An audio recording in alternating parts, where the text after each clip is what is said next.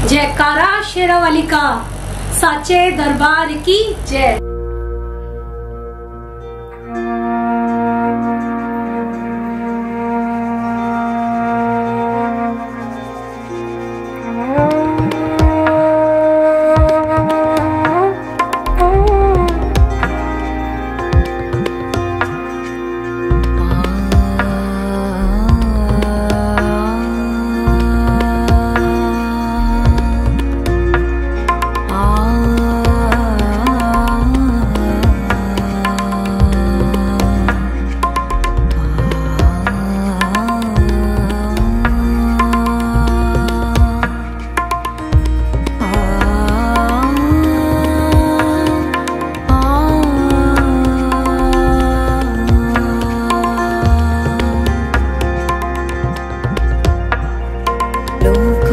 Good evening guys, welcome to Indian Mom Studio. और आप सभी को नवरात्रि की बहुत सारी शुभकामनाएं। तो ये था सैटरडे वाला दिन जिस दिन मैं शॉपिंग के लिए गई थी नवरात्रि। आपकी भीड़ हर जगह मिलेगी। लाइए आपको सामान दीजिए, बताओ।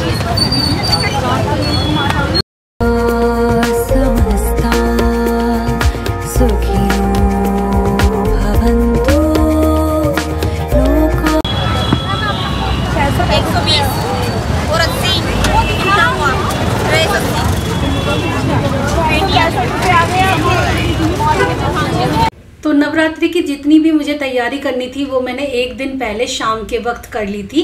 सभी लोग उसी दिन करते हैं क्योंकि उससे पहले श्राद्ध चल रहे होते हैं। और फिर रात को आके मैंने पूरा मंदिर भी साफ कर लिया था। मंदिर को मैंने बिल्कुल चमका दिया था। मार्बल की एक खास बात होती है, जरा सा आप इसे साफ करो बिल्कुल दर्पण की तरह से चमकने लगता है और ऐसा लगता है जैसे कि अभी नया नया हो। तो बहुत ही सुंदर लग रहा था मेरा मंदिर। रात में सफाई वगैरह करने में बहुत लेट हो गया था, लेकिन सुबह जल्दी तो उठना ही था क्योंकि आज थी घर में नवरात्रि के पहले दिन की पूजा। तो सबसे पहले मैंने साफ मंदिर में लाल रंग की चुनरी वाला कपड़ा बिछा दिया। तो आज तो पूजा का दिन है, माता रानी का दिन है और लाल और पीला कपड़ा दोनों ही बहुत शुभ माने गए हैं पूजा पाठ के लिए। तो नीचे लाल रंग का कपड़ा बिछाने के बाद मैंने बीच में एक चौकी रखी, पीछे सिंहासन था जिस पर मैं अपने कान्हा जी को विराजमान करूंगी। तो सबसे पहले मैंने अपने कान्हा जी का श्रृंगार कर दिया था और उनको नए वस्त्र पहना दिए थे। मोतियों के ये उनकी पूरी पोशाक थी जो बहुत ही खूबसूरत थी। इसको पहनाने के बाद मैंने उनका श्रृंगार किया और उन्हें सिंहासन पर विराजमान कर दिया। सारे भगवान जियों को मैंने स्नान करा दिया था। अब बस मुझे श्रृंगार ही कराना था और आज की पूजा की पूरी तैयारी करनी थी। मतलब पूजा, जब आप पहले दिन की पूजा करते हो नवरात्रि में तो बहुत सारी चीज़ें होती हैं जो आपको अरेंज करनी होती हैं। तो थोड़ा सा समय ज़्यादा लगता है, लेकिन ये सब करने में मुझे बहुत अच्छा लगता है। तो यहाँ पर कान्हा जी का श्रृंगार हो चुका है। अब मैंने चौकी पर पीले रंग का ये नया कपड़ा बिछा दिया और यहाँ पर विराजमान होंगी मेरी माता रानी पूरे 9 दिन के लिए। इस बार मैंने मंदिर में ही उनका सिंहासन लगाया है, इसी को ही अच्छे से सजाऊंगी। और पीछे मेरी एक माता रानी की तस्वीर है जो कि मैं बहुत पहले से इनकी पूजा करती आ रही हूँ, बल्कि शादी के बाद की सबसे पहली तस्वीर है ये माँ शेरावाली की, जो मैंने ली थी पूजा के लिए। तो मैं इस पर हर साल नई चुन्नी उड़ाती हूँ लाल रंग की।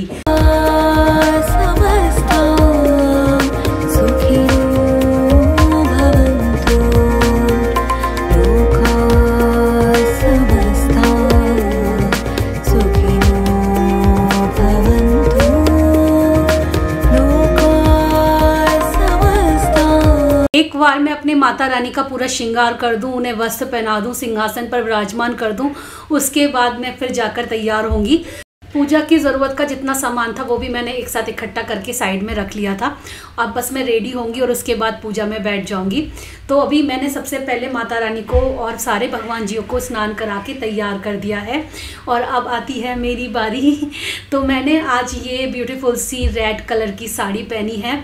अगर आपको याद हो तो ये साड़ी मैंने मामी के थ्रू मंगवाई थी। तो इसका ब्लाउज बहुत ही ब्यूटीफुल बनकर आया है। इसका डिज़ाइन मैंने ही दिया था उन्हें। मामी वाले व्लॉग में मैंने इस साड़ी को दिखाया था, तब आप लोगों से सजेशन भी लिए थे कि मैं ये साड़ी करवा चौथ पर पहनूं या नवरात्रि पर। तो बहुत सारे लोगों ने बोला नवरात्रि पर, कुछ लोगों ने बोला करवा चौथ पर, लेकिन मेरा खुद का दिल कर रहा था कि मैं इसे नवरात्रि पर पहनूं क्योंकि ये लाल रंग की साड़ी है और इसका जो लुक और प्रिंट है वो बिल्कुल नवरात्रि को कहते हैं ना प्रेजेंट कर रहा है। तो इसीलिए मैंने इस साड़ी को आज पहन लिया पहले दिन, और इसके साथ मैं अपनी नई गोल्ड ज्वेलरी पहन रही हूँ। मेरा ना बहुत टाइम से मन था इस टाइप के इयररिंग्स लेने का जिसमें नीचे की तरफ लटकन होती है।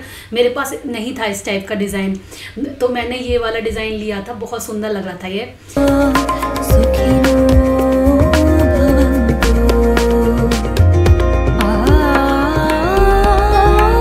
गले में मैं ये वाली चेन पहनने वाली हूँ, और ये चेन भी काफ़ी पुरानी है। इस चेन की कहानी ये है कि ये चेन मुझे मेरी दादी सास ने गिफ्ट में दी थी, और इसके साथ जो पेंडेंट है वो मेरे को दिया था मेरी सासू माँ ने मुँह दिखाई में।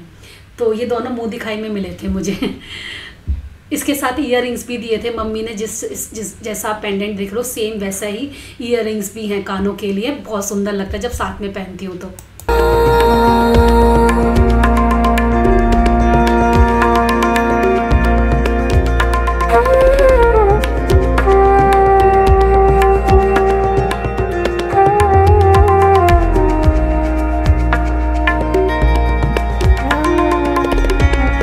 ये है पूरा ओवरलुक साड़ी का। साड़ी पहनने के बाद कुछ ऐसी लग रही थी, और इसका ब्लाउज पे भी बहुत प्यारा मोर का डिज़ाइन था जैसा साड़ी पे हो रहा है, और ब्लाउज भी बहुत अच्छा बन के आ गया था। मैं खुश थी क्योंकि फिटिंग बढ़िया आई थी। ये डीप गले का इसलिए बन पाया क्योंकि मैंने इसे पैडेड बनवाया है।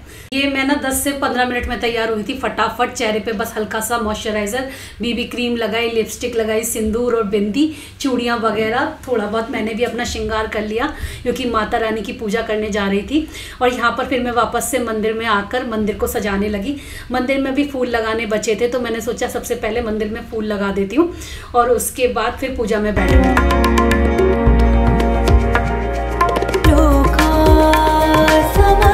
इस बार जब मैं केदारनाथ धाम गई थी तो हम लोग बद्रीनाथ धाम भी गए थे। तो बद्रीनाथ धाम के पास जो दुकानें हैं ना, पीतल का जो सामान सेल करती हैं, वहाँ से मैंने कुछ पूजा पाठ का सामान खरीदा था जिसे मैंने अभी तक नहीं यूज़ किया था, क्योंकि पहले से ही मेरे मन में था कि मैं इसे नवरात्रि वाले दिन इस्तेमाल करूंगी। तो इसमें 4 सेक्शन है, 4 खाने बने हुए हैं, जिसमें मैंने एक में हल्दी, एक कुमकुम, एक में मिश्री और चावल रख दिए। फिर मैं एक गंगा जल रख के लिए लेकर आई थी मंदिर में। ये बहुत सुंदर था, बहुत सुंदर, मुझे बहुत पसंद आया था। तो इसमें आप गंगा जल भर के मंदिर में रख सकते हो, और जब भी आपको पूजा पाठ का कोई भी काम करना है तो इसमें से इस्तेमाल कर लो। इसके अलावा मैं जल के लिए एक लुटिया भी लेकर आई थी जिसकी शेप कुछ इस टाइप की थी, जिसमें आगे की तरफ नॉब बनी हुई है। तो ये मैं लेकर आई थी जल चढ़ाने के लिए। इसके अलावा मैं एक दीपक लेके आई थी 5 दिए वाला, जिसमें आप 5 बाती लगा सकते हो एक बार में। तो ये मैं लेके आई थी, ये मेरे पास नहीं था अभी तक, और ये भी बहुत अच्छा मिल गया था। वैसे पता है बद्रीनाथ में पीतल का जो सामान मिलता है वो मुरादाबाद से ही जाता है, क्योंकि जिनसे मैंने खरीदा था वो यही बोल रहे थे। लेकिन क्या है कि जब आप कोई चीज धाम से खरीद के लाते हो तो उससे आपका कनेक्शन जुड़ जाता है, और आप लाइफ टाइम ये याद करते हो कि मैंने ये वाला सामान उस धाम से खरीदा था और मैंने उस समय खरीदा था। वो सारी यादें आपकी रिफ्रेश हो जाती हैं और एक कनेक्शन सा महसूस होता है खुद में।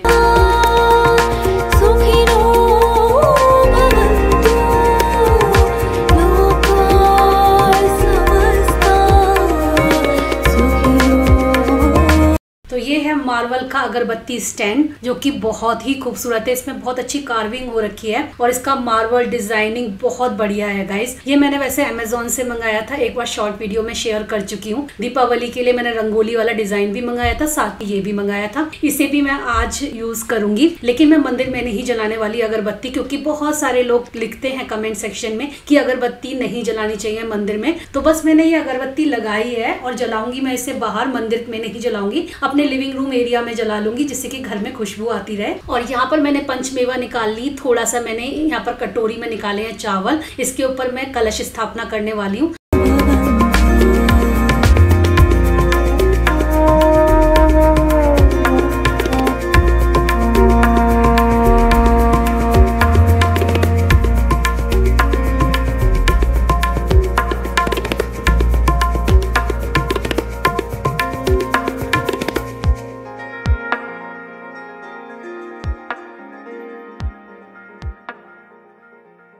कलश में मैंने पहले जल भर दिया था कंठ तक, उसके बाद मैं इसमें डाल रही हूँ सुपारी और एक सिक्का, साथ में आप हल्दी का गांठ भी डाल सकते हो। वो नहीं थी मेरे पास, मैंने हल्दी का टीका लगा दिया। फिर यहाँ पर मैंने नारियल को लाल रंग का दुपट्टा भी उड़ा दिया और इस तरीके से कलश स्थापना हो गई थी मेरी। साथ के साथ मैंने माता रानी से माफी भी मांग ली थी। अगर कोई मुझसे भूल चूक हो गई हो, कोई गलती हो गई हो, तो माता रानी मुझे क्षमा करना।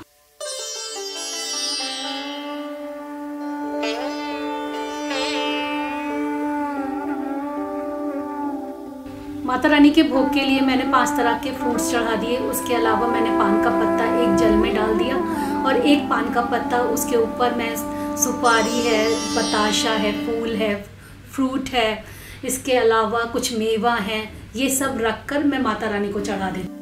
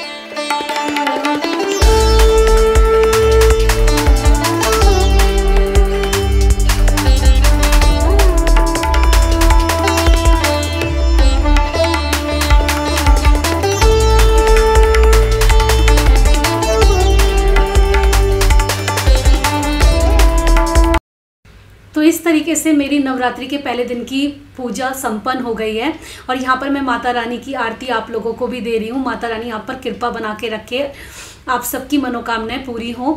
यहाँ पर श्रृंगार का सामान भी मैंने माता रानी को चढ़ा दिया और अब मैं तैयारी कर रही हूँ हवन की। हवन सबसे लास्ट में मैंने हवन किया था और थोड़ी देर मंत्र जाप।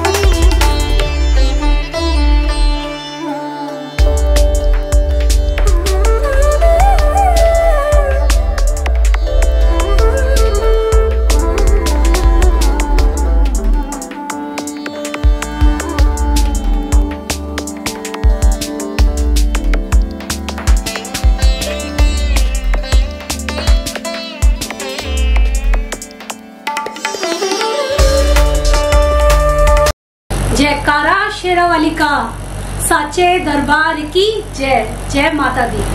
माता रानी आपकी सभी मनोकामनाएं पूरी करें, यही मैं माता रानी से प्रेयर करूंगी आप सबके लिए और आप लोग भी मेरे लिए करना। तो नवरात्रि के पहले दिन की व्रत तो अभी भी है, पूजा संपन्न हो गई और बहुत अच्छा लग रहा है। माता रानी का दरबार देख के कितना खूबसूरत लग रहा है। मैंने आज ना पूरा माता रानी को लाल रंग में रंग दिया है, उनके वस्त्र भी लाल है, नीचे भी। कोशिश करी है मैंने कि मैं अच्छे से माता रानी की पूजा कर पाऊँ, अच्छे से उनका दरबार सजा पाऊँ। तो आज जो मैंने दरबार सजाया वो माता रानी का मंदिर में ही सजाया है। वैसे अक्सर मैं ऐसे ही किया करती थी। अभी 6 मंथ पहले जब नवरात्रि आई थी तो मैंने पूरा दरबार वगैरह भी लगाया था, तो मैंने पूरे 9 दिन के व्रत रखे थे।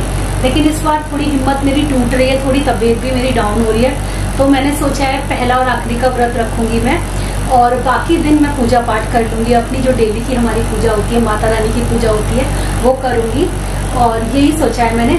और तो आज तो मेरा व्रत है, पहला व्रत है क्योंकि, और 7 सप्तमी को रखूंगी और अष्टमी को हमारे यहाँ कंचिका खिलाई जाएगी। फिलहाल चलो उठते हैं।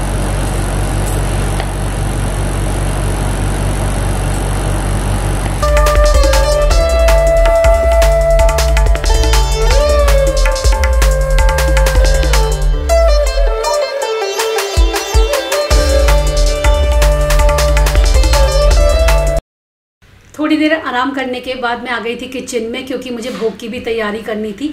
तो सबसे पहले मैंने बनाई सिंगाड़े के आटे की पकौड़ियाँ, आलू डाल के उसमें धनिया, थोड़ी हरी मिर्च और थोड़ा सा सेंधा नमक।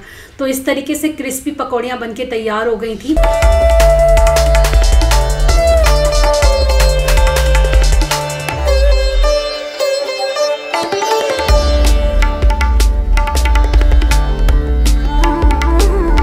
तो आज ना लौकी का रायता खाने का मन कर रहा था, ठंडा ठंडा होता है वैसे भी, और जब आप सिंघाड़ा या कूटू खाते हो तो पेट में बहुत गर्मी पहुंचती है, तो उसको बैलेंस आउट करने के लिए ठंडी ठंडी चीजें सबसे बेहतर रहती हैं। तो यहाँ पर मैंने लौकी को कद्दूकस कर लिया था और गर्म पानी में उबलने के छोड़ दिया। 2-3 मिनट में ज्यादा उबल जाती है और क्योंकि बहुत बारीक हम लोग कद्दूकस कर लेते हैं। उसके बाद मैंने इसे छान लिया, फिर दही में मैंने इसे मिक्स कर दिया था। अब जब आप दही में लौकी मिक्स कर रहे हो या खीरा मिक्स कर रहे हो तो ज्यादा पानी ऐड करने की जरूरत नहीं पड़ती है क्योंकि ये खुद भी बहुत पानी छोड़ देती है।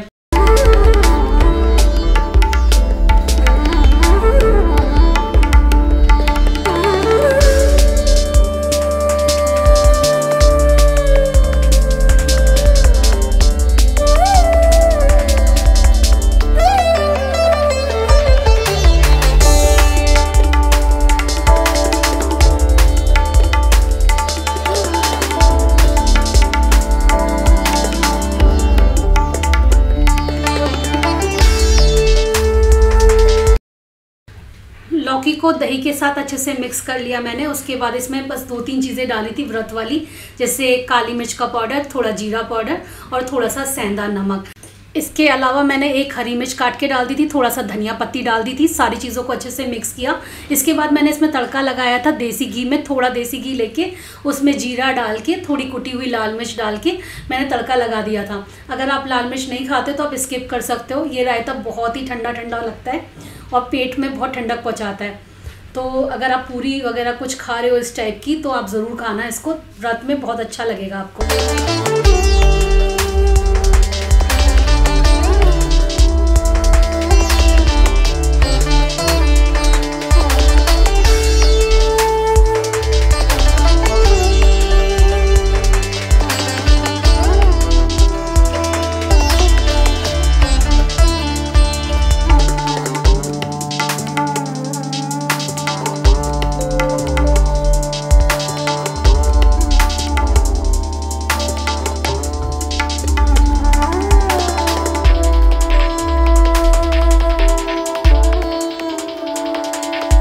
आज तो पूरा दिन हो गया था साड़ी में, और साड़ी में इस तरीके से काम करने की मेरी इतनी आदत नहीं है, तो मैंने साड़ी को बांधा इस तरीके से।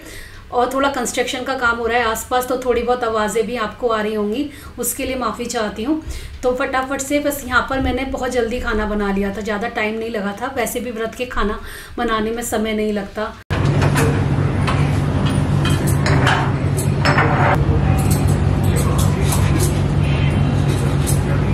माता रानी के भोग के लिए मैं अभी खाना तैयार कर रही हूँ, और खाना बहुत सिंपल बना रही हूँ। आलू की सब्जी बन रही है, वही जो व्रत वाली होती है अपनी। साथ में लौकी का रायता बनाया। पहले मेरा मन था लौकी आलू की सब्जी बनाऊं, फिर मैंने कहा नहीं, ठंडा ठंडा लौकी का रायता अच्छा लगेगा। आज खीरे का नहीं, आज लौकी का बनाती हूँ। तो लौकी का रायता बनाया है, और साथ में कूटू की थोड़ी पकौड़ियाँ तल ली है, और साथ में बनाऊंगी पराठे, सिंघाड़े के आटे के पराठे। तो सिंपल सा खाना है।